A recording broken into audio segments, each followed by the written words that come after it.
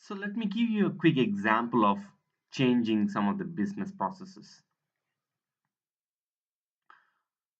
So the whole process of producing some reports goes like this. A business owner goes to a business system and then downloads a bunch of Excel spreadsheet, and then they do some lot of manual changes, formatting it and then making it available for publishing. And then they email that Excel spreadsheet to a web administrator, and then they publish into the web. So this could be a normal process in many public service organization where you have to produce a report just for reporting purposes or for legislative obligations. So typically there are a lot of processes like this. So in this process I was talking about, it's a manual process and it happens once a month. It actually takes 20 to 30 minutes of valuable time of a business owner. So how do we actually streamline some of these business process? So the way we actually did it in our organization is like very simple. So we, instead of going to a business system, we go into the source where the business system actually stores the data, in this case a SQL server, and we use um,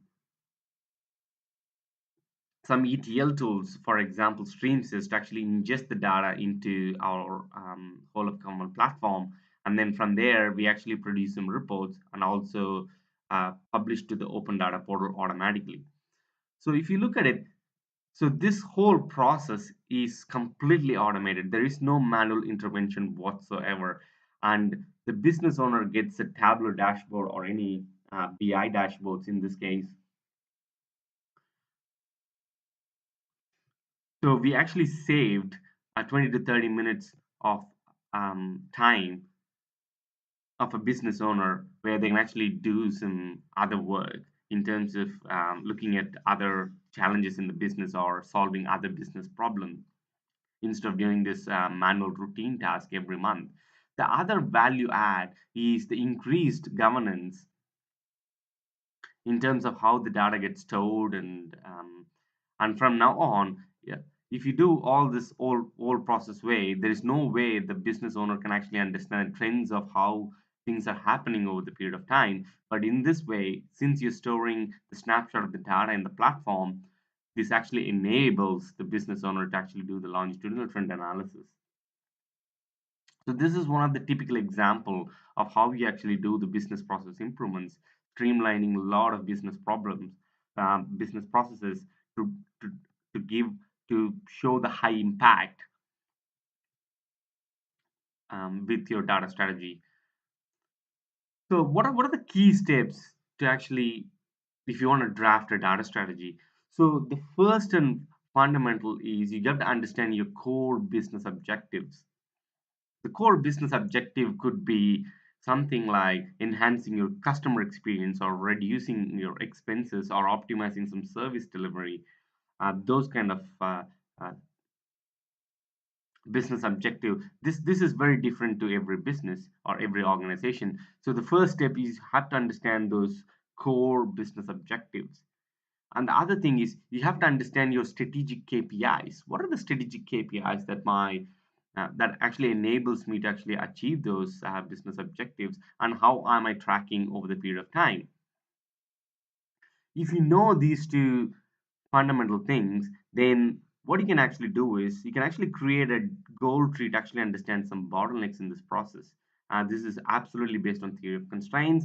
For example, one of your core objective is to enhance your customer experience. What does that mean?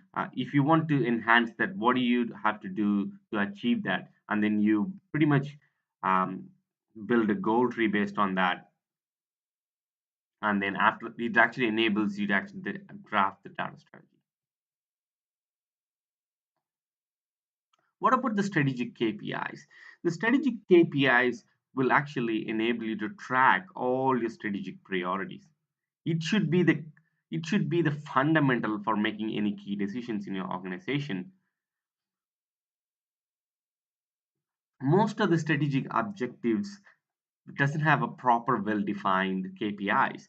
So if you don't have a KPI to your strategy, define them if you don't have one.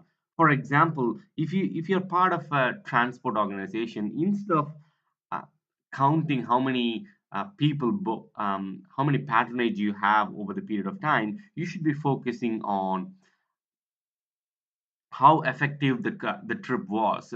Was it combining your fuel cost, your driver cost, and other variable cost? How effective were my the efficiency of those trips of those and then understanding those routes and stuff like that. That actually enables you to actually achieve your strategic priorities.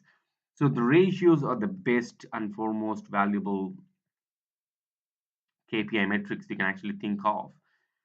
And the other thing, if you define those KPIs, is some of the strategic KPIs or strategic objective doesn't have any data to actually substantiate or quantify.